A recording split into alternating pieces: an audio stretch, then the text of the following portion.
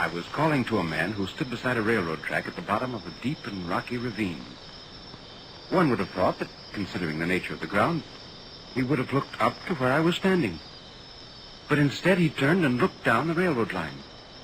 I called again. "Hello, below there!" Because the terrible glare of the setting sun was in my eyes, I put my left arm across my face and waved to him with my right. He looked up, and I saw in his face an expression of intense horror. He regarded me fixedly without moving.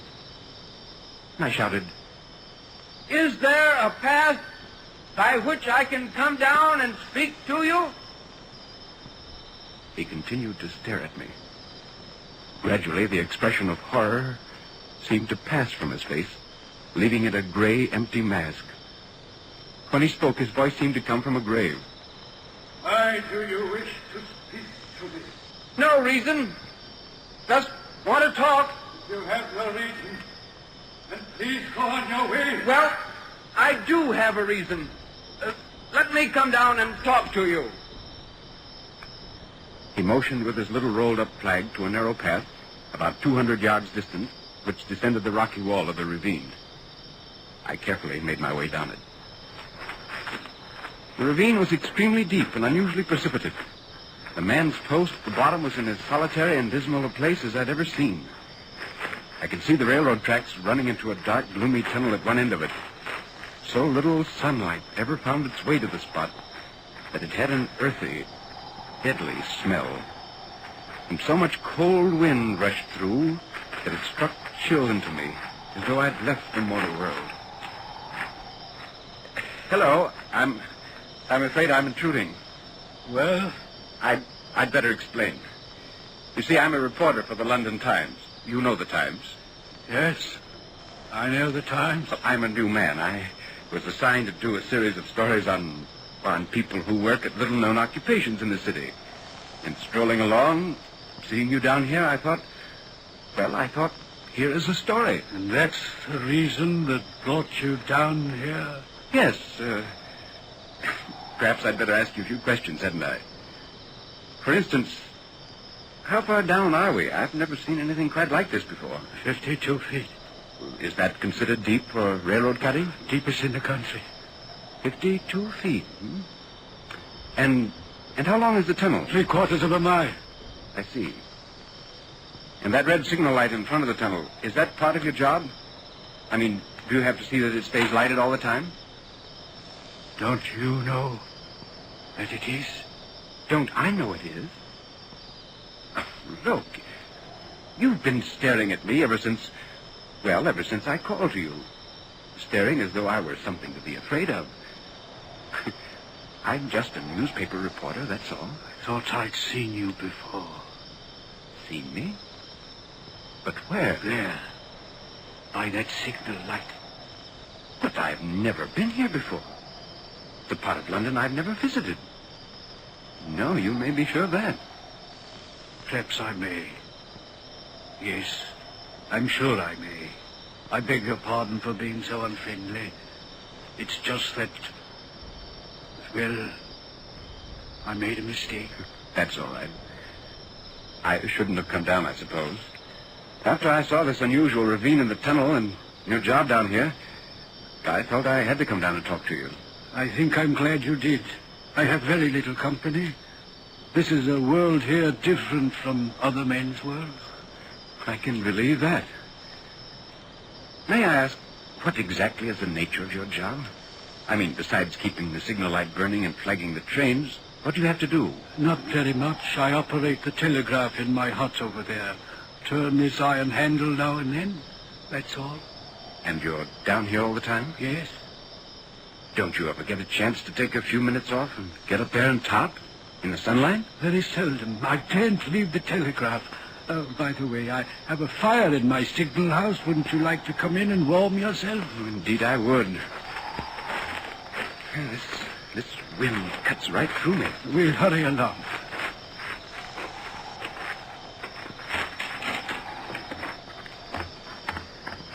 There.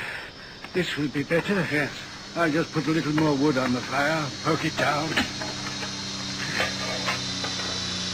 how do you stand that wind? I'm about frozen. I've been here 8 or 9 years, maybe 10. I'm used to the wind. It never changes. Here, take this chair close to the fire. Oh, thank you. Tell me, don't you ever feel cut off from the world? Almost as though you were marooned and isolated down here? Yes, I do. This is a world in itself, down here. As wide as the tunnel is, and as high. Those are the boundaries of my world. For 1 hour, sometimes less, the sunlight falls into it. And at night I see the bright stars, as other men do. But that is all our two worlds hold in common. But why did you ever take such a job? Because Oh, excuse me, a message. Certainly. 6:15, Roxborough, 10 minutes late.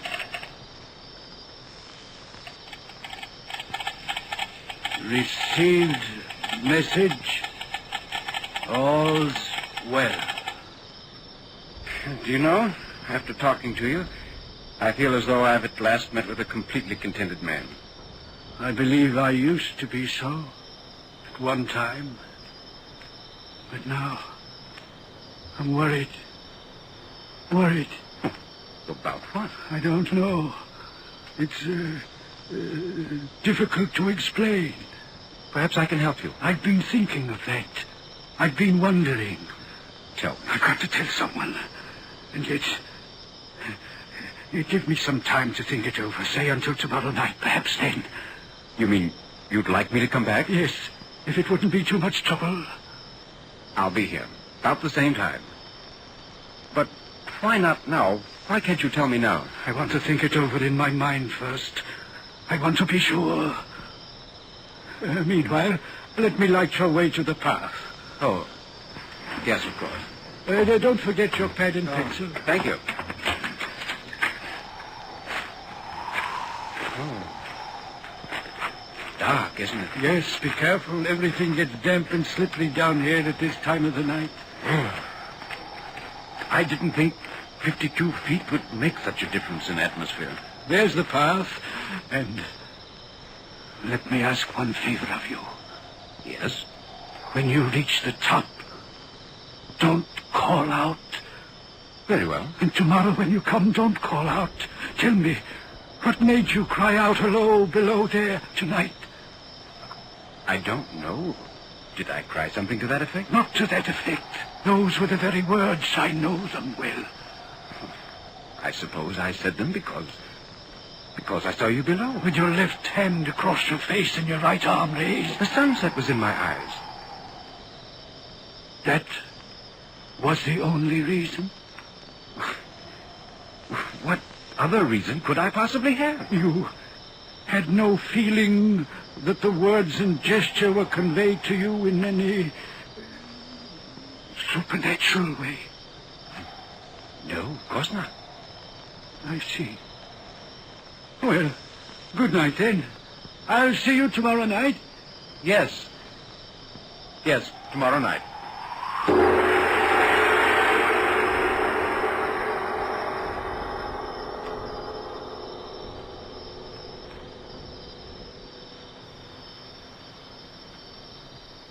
That night, I slept poorly.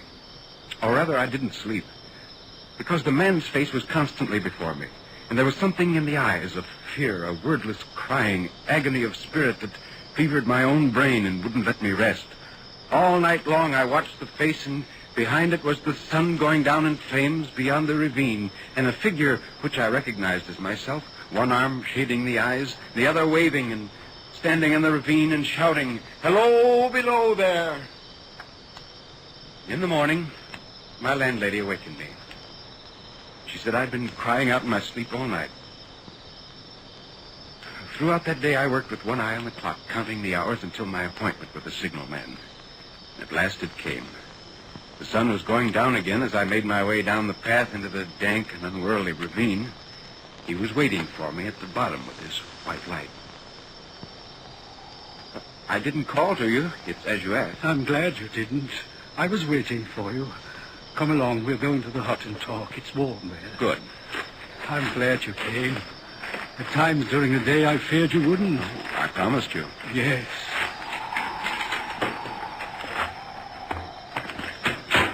I've made up my mind to tell you the story. The whole thing. Sit down. Thank you.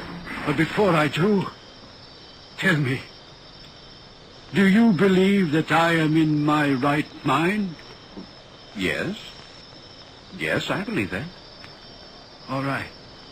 Do you remember yesterday evening the fact that I took you for someone else? Yes. That's what's troubling me. The mistake, you mean? No. There's someone else I took you for. Who is he? I don't know. Well, does he look like me? I don't know. I've never seen his face. You see, the left arm is across the face, always. And the right arm is waved violently this way. It's as though he were trying to signal me. For God's sake, clear the way! Where do you see him?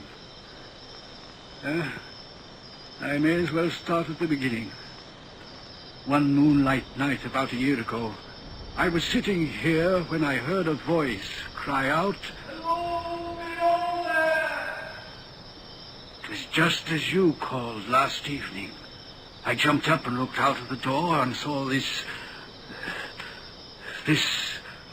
someone else standing by the red light near the tunnel, waving, just as you did last night. One arm across the face, the other waving toward you? Yes, the voice seemed hoarse with shouting, and it cried, "Look out! Look out!" And then again, "Hello, below there, look out!" I caught up my lamp, turned it on, and ran toward this figure. "What's wrong?" I said. "What's happened?" Didn't speak. Stood just outside the blackness of the tunnel. I advanced so close upon it that I wondered at its keeping the arms across the eyes. I ran right up to it and had my hand outstretched to pull the arm away when it was gone. Gone? Where? I don't know. I ran on into the tunnel, 500 yards maybe. I stopped and held my lamp over my head. And all I saw were the wet stains trickling down the walls. I ran out faster than I'd run in, searched the area with my light, and then came back here and called Burnham and said the alarm had been given. Anything wrong? They answered, "All's well. Disregard alarm message." Well, don't you suppose you could have imagined seeing him? Yes, but you forget. I also heard him. Yes, but listen to the wind whistling through the tunnel. It sounds almost human at times. It's possible to Well, let me imagine... finish. You haven't heard the rest. Within 6 hours after the appearance, 6 hours, mind you, the 2:40 train came through the tunnel, slowed down and stopped. The engineer signaled me and I hurried up to the cab. "What's the matter?" No. One of the conductors signaled for a stop. Everything all right here? "Yes, just got the all clear signal." Here comes the conductor now. Hello? What's wrong back there? What did you pull the cord for? An accident. Where's the signalman around here? That's me. You have a shack nearby. Right over there. What happened, man? A woman was killed. Killed? How? She was passing between the coaches. I suppose she slipped, was caught between the couplings. But how? Nobody seems to know, sir. She was crushed horribly. On account of the other passengers, we've got to get the body off. Have them take her to my shack. You... Have them take her. From the shock when one morning, just as day was breaking, I looked toward the red signal light and saw him again. Did he cry out this time? No, he was silent. Did he wave his arm? Yes, the right one. The left, as usual, was across his eyes. He seemed to be pointing down into the tunnel. He leaned against the shaft of the light like a statue over a grave. Did anything happen? Any accident, anything? Not immediately. He was there. I saw him. Then he was gone. I waited for the hours to pass, and when 6 hours went by and nothing had happened, I began to feel relieved. By nightfall, I had almost forgotten it and was able to read quite calmly as the hours passed. I was sitting here reading, the door open, when I heard a train. It was the midnight express from Brighton. I recognized the whistle. I got out my flag, stepped to the door, I could hear them for miles beyond the tunnel entrance. I listened to the wheels, filling the night with their driving, pounding, rhythmic beat. And I thought of the people on the train, the tired, worn-out picnickers and weekenders returning from Brighton.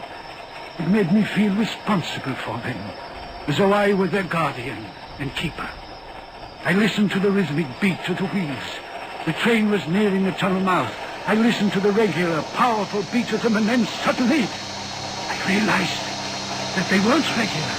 There was no rhythm, only the terrible raging cry of a machine that has suddenly broken through its own power and is heading for destruction.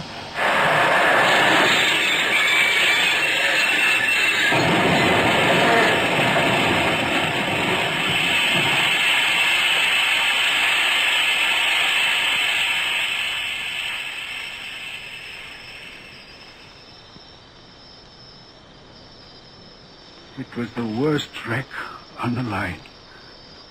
They brought the dead and dying in here. They laid them at the place where he stood waving to me that very morning. And this was the second accident after you'd seen him? Yes. And the thing that is worrying me now, it came back again a week ago. Ever since, he's been there now and again by fits and starts. Standing by the light? Yes. What does he seem to do? The left arm is over the face. The right arm is waving. He seems to be trying to say, for God's sake, clear the way. Can't believe it. I have no peace or rest from it. It goes to me for many minutes together in a frightful manner. Below there, look out, look out. It stands waving to me. Well, have you seen it tonight? No. Not yet. But will you come to the door with me and look for it now? Yes. Yes, I will.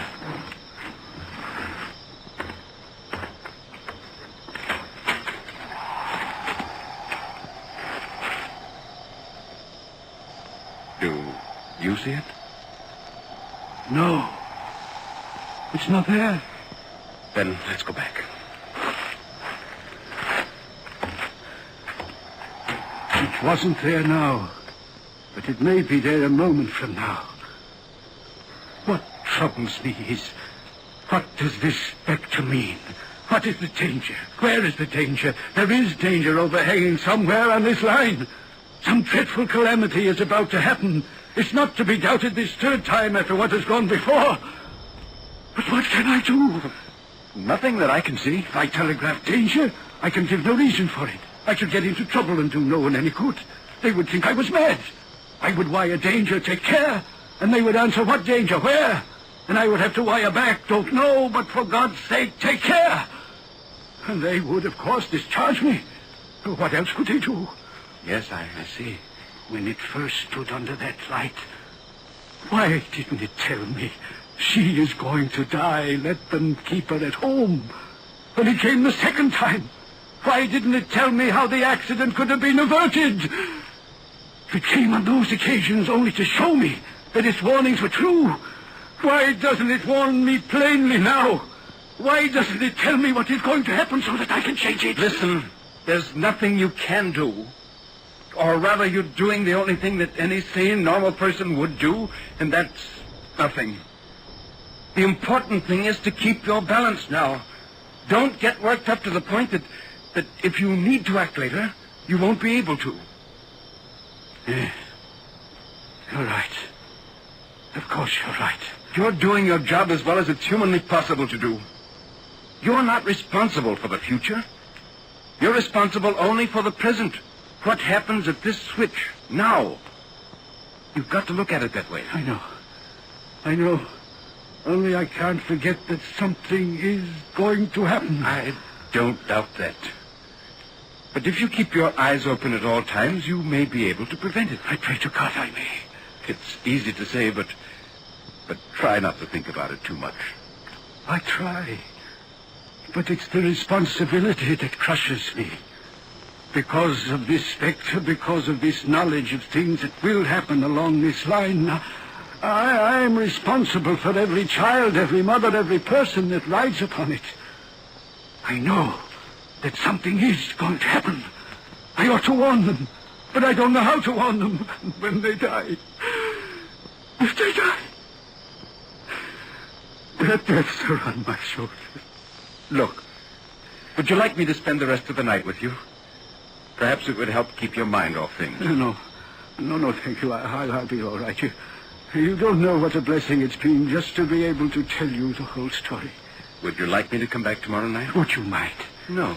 And when you write your story about me, about this job... Yes?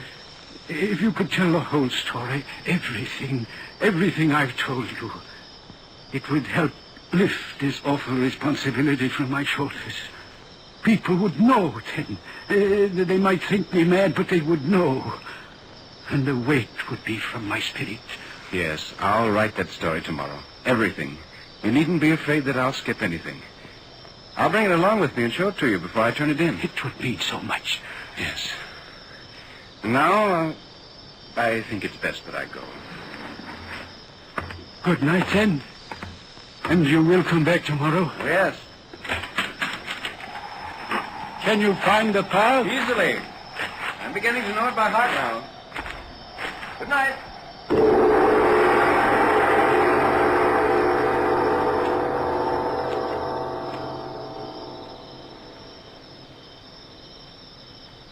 I went to bed immediately after returning to my lodgings.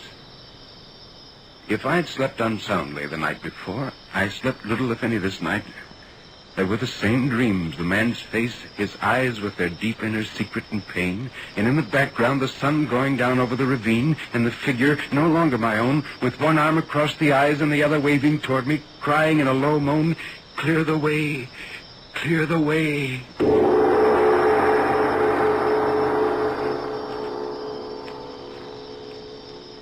In the morning, when I came to work, I felt tired, almost feverish. Could hardly wait until sundown when I would again visit the signalman. I wanted to show him the story as I'd written it. At last, the hands of the clock pointed to 6:30, and I left the office on my way to the ravine. About half an hour later, I arrived at the top of the cutting. I glanced down, and there, close at the mouth of the tunnel, I saw a man, his left arm across his eyes, passionately waving his right arm. The nameless horror that oppressed me passed in a moment, for I saw that this man was a man indeed, and that there was a little group of other men standing at a short distance, to whom he seemed to be rehearsing the gesture he made. With an irresistible sense that something was wrong, with a self-reproachful fear that fatal mischief had come of my leaving the man there alone in his state of mind the night before, I descended the rocky path with all the speed. What's the matter here? Signalman killed. When? Just a little while ago. Not the man belonging to this post? Aye. Not the man I know? You will recognize him, sir, if you are a friend to him. The body is over here.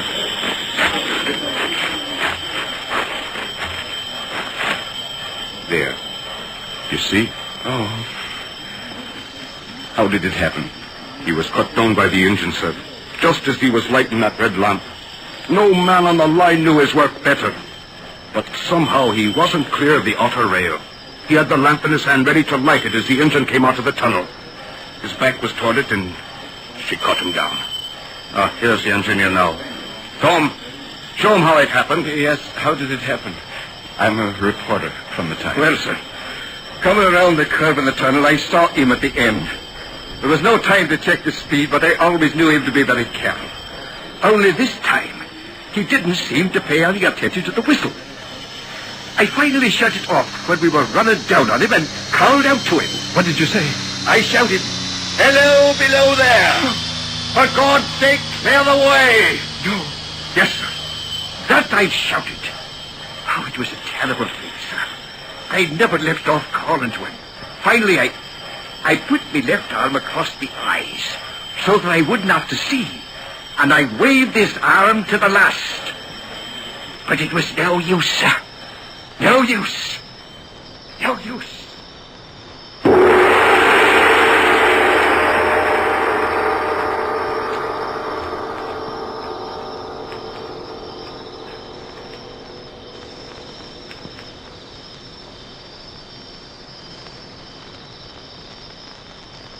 I walked away. I was trembling so that it took all my efforts to climb the rocky path to the top of the ravine. I knew the sun was going down in flames behind me, but I dared not look. I hurried back to my desk at the office and began writing the tragic end to the story.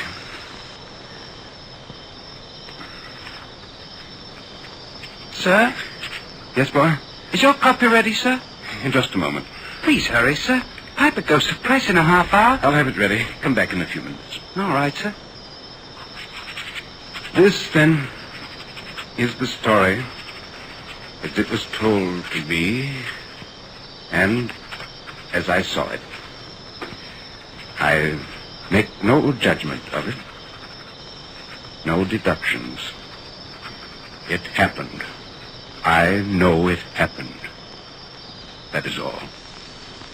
Except I bear with me the memory of a humble man, lonely and isolated from this world of ours, one who bore the responsibility for his fellow men so strongly on his conscience that he died from it. For I am convinced that that alone is what brought him to this end, not the train, which was merely an instrument of fate. Signed, Charles Dickens.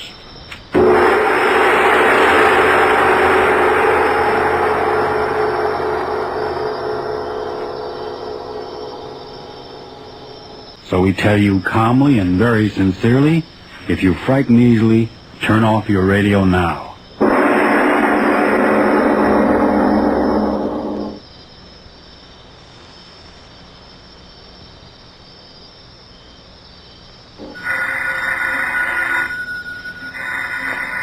Miss Goddard, answer the phone, please. Yes, Mr. Obler. Yes? Oh, yes, Miss Harrison. Here he is. Mr. Obler? Yes? Miss Harrison. Oh, thank you. Hello, Joan. How's the phantom lady? Oh, yes. How am I in trouble? Well, the last light's out. I just don't know what to write about. Oh, no, I got plenty of ideas, but... Well, men dying in foxholes, and what am I doing? Thinking of fantastic... Well, thanks very much, but I still insist that I ought to be... Yeah, okay. Sure, I'll make this last one a good one, and then that'll be that. If I live through it. Huh? No, I was just talking to myself. I've been doing that rather consistently these last few days. Yes, I guess all those zombies and ghouls and loup-garoos have finally caught up with me. Yeah, I know. 2 aspirins and a glass of water every half hour. Now look here, Miss Harrison, don't worry about me. I'll get the story written tonight if I have to talk to the devil himself to do it. All right, John, all right. Yeah, sure. Oh, fine. Call me back in an hour, and I'll have some kind of a plot figured out. I hope. Give my regards to Norman. Talk to you later. Well, Miss Goddard, let's get to work. Yes, sir. What time is it anyway? 11:32. Sorry I have to keep you working so late? That's perfectly all right. I know you have to have that play done by tomorrow morning. I'm glad to help. You're an angel. Huh? Angel? That's a strange word to use here in this room where I've thought up so many demons and monsters. Tell me, or maybe you won't want to tell me. What, Miss Obler? Working with me on these lights-out plays, do you ever get frightened? Well... You do, don't you? Yes, I do get frightened many times. Huh. There was a time I'd have found that very amusing, but not tonight. Is there something wrong, Miss Obler? I don't know. Tell me, did you ever sit alone in a room at night and have a premonition? Suddenly get the feeling that somewhere in the house, perhaps in the darkness in the next room, something was waiting, something of malignancy and evil? Ugh, what's the matter with me? If I keep on talking like this, they'll be using me as Exhibit X in the psychopathic ward. Come on, let's get to work. Yes, sir. Let me see. We'll start out next week's play with the regular lights-out opening. Lights out, everybody. Chimes, later thing you think, gong. First character is named, Hellman. Call him Hellman. Jack Hellman, H-E-L-M-A-N. 2 hours. Got that? Mm-hmm. He commits the murder and he, Oh, what's the use? I can't write another one of these things. Ghosts and groans and blood. I tell you, I can't do it. Mr. Obler. I'm sorry. Look here, Miss Goddard, you better run along. But aren't we going No, to... I just can't write any more tonight. But the cast, they'll be standing by. The rehearsal. Devil with the rehearsal. I'm not going to go insane writing these things for anybody. Now run along, please. Try to get some rest, and if you come back early in the morning, we'll see what we can do. Just as you say. Are you sure you're all right? Please go. All right. Good night. Good night. What's come over me anyway? Why did I tell her to go? I gotta write this play. Premonition. She must have thought I was getting soft. Who's there? Oh. Well, I am in bad shape. The wind rattles the window and I... Lights out, author goes nuts. There's a headline for Variety. I gotta get down to earth. 11:45. Joan said she'd call back in an hour. I've got to have some kind of a plot by then. Let me see. How about a press agent named Black killing a man named White and Black and White murder? Oh, that corny. Maybe I could use a story about a Hollywood producer. Let's see. Johnny Hour. He meets a girl and then's afraid because the girl's husband. Oh, is that out of character? How about Nero chopping off heads in the Roman circus and... Certainly is quiet in here. Yell all day for quiet. Now that I've got it, I have got the jitters. What the devil have I got to be jittery about? Things are what they are, if anybody knows that I do. 2 and 2 makes 4, unless you're talking about curved space, and them that has hold on to what they've got, and anybody who's in this war for profit ought to have his bones broken off and stuff. What the devil am I talking about? Okay. I'd better stop kidding myself. I know what's wrong. I want to write it, and yet I don't. What's the matter with me? Afraid to put it down on paper? What have I got to be afraid of? Here goes. Get it over with. And outline of title undecided. Get out of my system. Play opens in the cell of a monastery in the Middle Ages. A mystic is cowered in a corner of his room. Outside, a mob is clamoring for his life. It appears that a horrible crime has been committed in the village below. A horrible monster had torn a woman. It appears that this creature, brought into being through the incantations of the sorcerer, was the concentration of all the evil in men's hearts and minds. A tremendous force of fiendishness and inhumanity put into living flesh to roam the world and commit unspeakable of all the drivel. A tremendous force of fiendishness and inhumanity put into living flesh to roam the world and commit unspeakable Well, drivel or not, there it is on paper. Me own monster conceived in me own mind. Congratulations, Papa. Have a cigar. Conceived in my own mind. That's what that crazy monk said in that book Nat Wolf gave me. I wonder who gave him that book. Conceived in... Where's that book anyway? It ought to be... Yeah, I even marked the page. And I say unto thee that if thou shalt be evil and do evil and think evil, and let thy mind rest upon this evilness in the light of day and in the darkness of night for 7 days and 7 nights, there may come into being a thing of evil, and it shall take the form of the evilness of thy thought. Written by a half-starved mystic more than 10 centuries ago, and I... Funny I should have thought of those words tonight. I've been thinking about them for a week. Shall take the form of the evilness of thy thought. 7 days and 7... Who's there? No!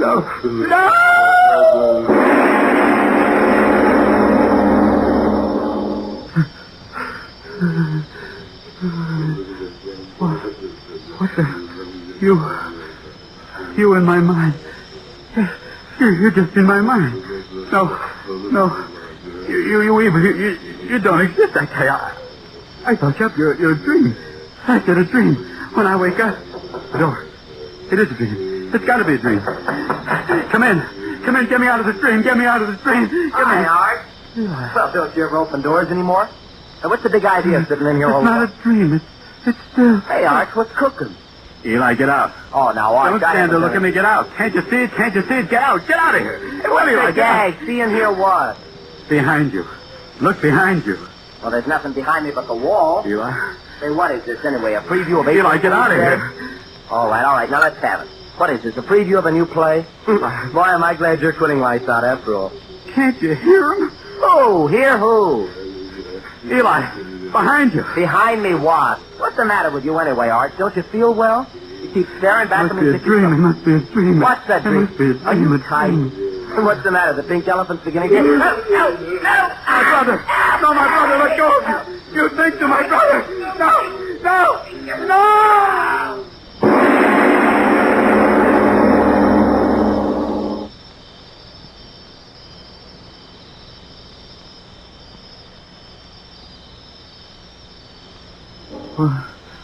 Eli. Eli? Oh, no. Eli. Operator, please. Send police right away, my brother. Please, send police. My brother. How much time we got to go on this shift yet, Joe? Hold it. Here comes Frank Sinatra again. Squad 39 and 48. Go to Ventura and Redwood. Drunk making a disturbance. Claims his brother ate by a monster. Squad 39 and 48. Go to Ventura and Redwood. Drunk claims brother is off by a stage. KLTD signing off. But I tell you, it's true, officer. It's true. My own brother, I saw it with my own eyes. All right. So you saw it. Now take it easy, young fella. You're in a bad shape. I tell you, I'm not drunk. I'm as sober as you are. Now, don't get funny. You thick-headed fool. Look, it's there behind you. Huh? What? The thing, the monster. Look at it. Believe my brother. Oh, I've heard of them seeing snakes and pink elephants, but this is the first one I've seen this bad off, eh, Joe? Oh, you never can tell in the valley. There, this is the two of you. Can't you see him? Over there in the corner. Hey, maybe we better take him down to the station, let him cool off in the can for a while, eh? Yeah. Stop staring me, the two of you. Why won't you believe me? Why won't you believe me? Hey, Clarence, maybe this guy's on the level. Oh, are you nuts, too? Something happened to his brother, there'd be someone around, wouldn't there? And there ain't nothing in this room. What have I done? You've done? What do you mean? I thought of the monster. 7 days and 7 nights. I see, Joe, the guy's nuts. Let's find out who he is. What's your name, young fella? What's your name? Quiet down now. What's your name? Oh, what difference does that make? The thing it sits there and grins at me. Why don't you see it to help me? Oh, come on now. What's your name? Let's have it. Opler. Oh, Eli. What's your business? What do you do for a living? Eli. Well? Radio. I write radio. What's the difference? Radio? Obler. Say, ain't you the guy that writes them screwy lights out things Tuesday night? Yes, help me. Please help me. Joe? Why, this is the guy that writes them ghost things I was telling you about, over the radio. Obler. The guy who always makes his cops Irish. You get it? It's one of them gags, one of them publicity gags. Gags? Oh, you infernal... Now, wait a minute, fellow. Watch your tongue. I tell you, it's not a gag. It's here in the room. It has took my brother and... There. Can't you hear it? Can't you hear it? Huh? It's laughing. An infernal laugh. Listen to it. Listen to it. It is later than you think. Okay, young fella, if it ain't a gag, you better take a bromo and go back to bed.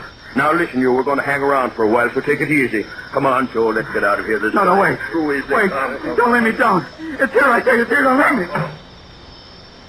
Oh. What'll I do? I gotta get out of here. Yeah, that's it. I've got to get out of here and find someone who'll believe me. What? Oh, it won't let me out? No. Don't come near me. The police. They come back. Come in. Hi, Mark. I was just driving by and I thought... No, Mercedes, get out of here. Get out. What? No. Mark, what's the matter? What are you staring at? Mercedes, believe me, you got to get out. No. What is it? Help. No. Help.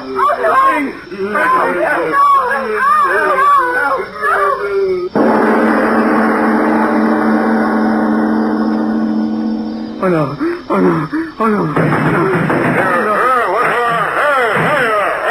Hey, what's going on here? Didn't we tell you to go to bed? Is that the way to act? We heard you screaming all the way down in the... Oh, no. Where did she come from? She, her, torn. Give me a gun, huh? That thing in the corner there. Won't you look at it? Won't you believe me? Give me that gun. Get away from me. The gun, I'll shoot it. No, stand we are. Let's have a slug. Huh? You got it coming to you, that girl. It'll burn you for it as sure as my name's Clarence McMinzer. And I'd like to be the guy that pulls the switch.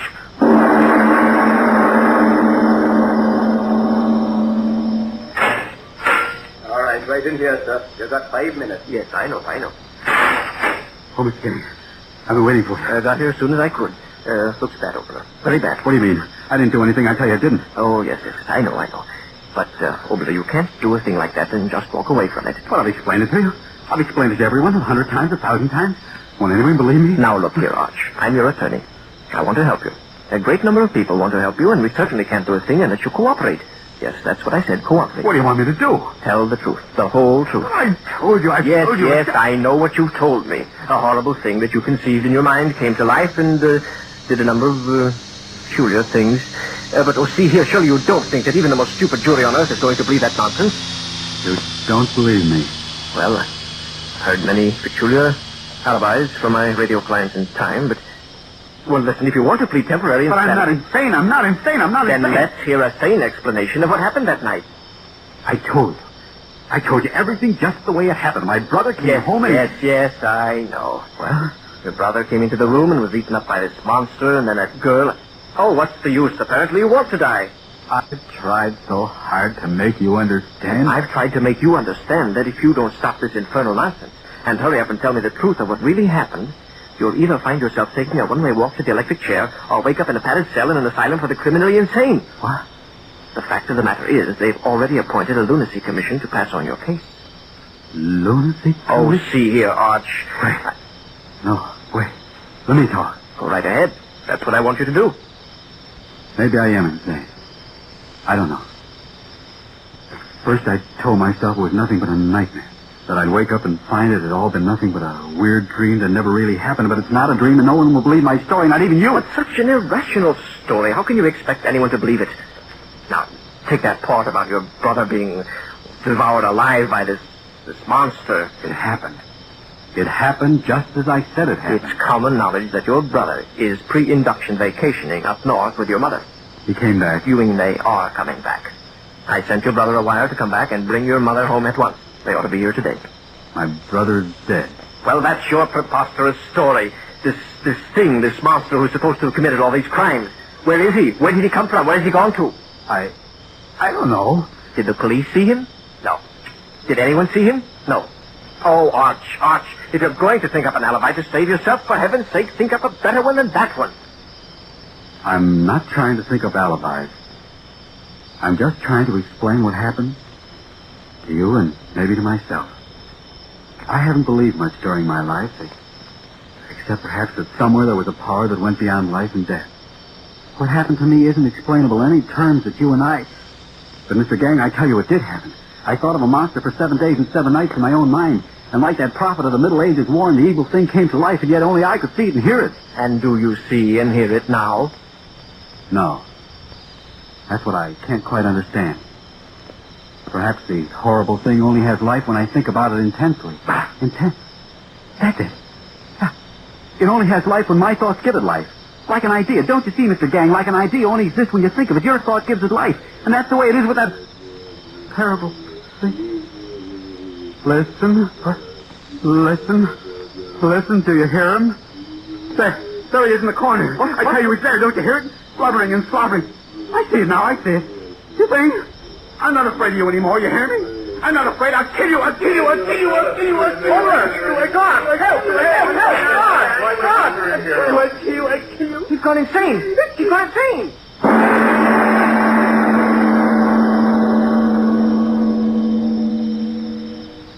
I tell you all, radio writers are crazy. I've had dealings with several of them. Gentlemen, if you please, control yourselves. Mr. Pelletier, please. Dr. Schimmick, put down that bottle. Are we a lunacy commission or lunatics? And you too, Mr.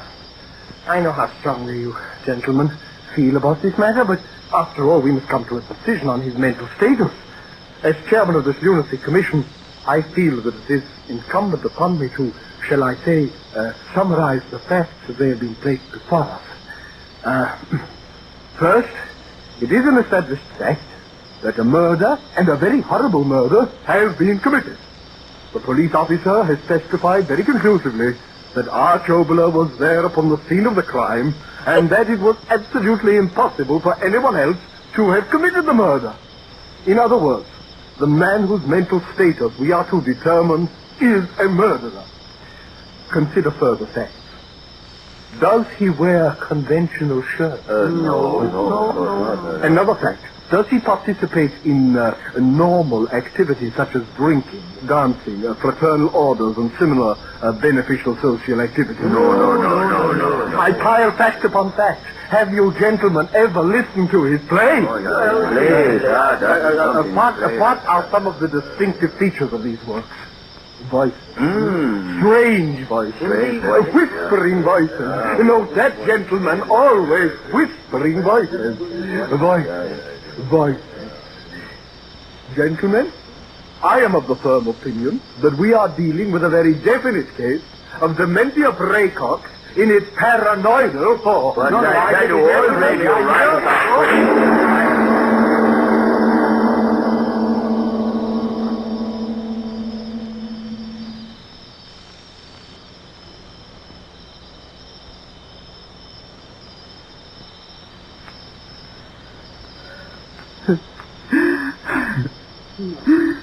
No, Watch.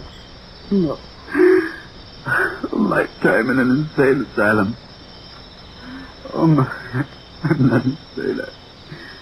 I'm not insane. No, of course you're not, son. But don't excite yourself anymore. Please. But it makes me go. If there was only some way I could make them see the things I see. Mother, you believe what I told you, don't you? Yes, dear, of course I do. Eli would only get back. Eli? But I told you Eli would... You're like the others, you don't believe me, now I know you don't. You will believe, I'll make you believe. Sing wherever you are, listen to me. I think of you, here, I think of you, I give you life, I give you life. You hear, Mother? You hear it does exist, it does? No, don't get so excited. There, Mother. It's right behind you. Turn, see, believe. You see it, Mother. You see it. I'm not insane. I'm not insane. No. My mother. Sing my mother. No, not my mother. Not my mother. Not my mother. Not my mother.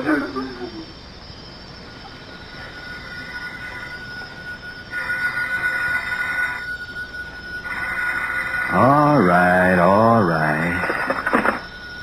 Hello. Oh, yes, John. Midnight already? Yeah, I've been sitting here very comfortably, and I finally thought up the plot line, and believe me, it's quite a brainstorm. I die. Well, sure, it's my final broadcast, so why not? No, I'm not gagging. Listen to me. You know, it's all about a monster that I conceived in my own little-bitty mind, and it comes to life. Honestly, I haven't had a Coke in hours. It's going to be one of those, crazy stories inside of a story. Now listen. The way I've got it figured out is this. Now, I'm supposed to be sitting here thinking of this horrible monster, and suddenly I turn around and there it is, see? And my young brother comes in, and this monster eats him up alive, and then Mercy McCambridge comes in, and she... Wait a minute, Joan. Hold it for a minute. I think someone came in. I imagine it's Bernie. I'll see who... No! Joan, listen. That thing, it's true. This time it's really happening. No!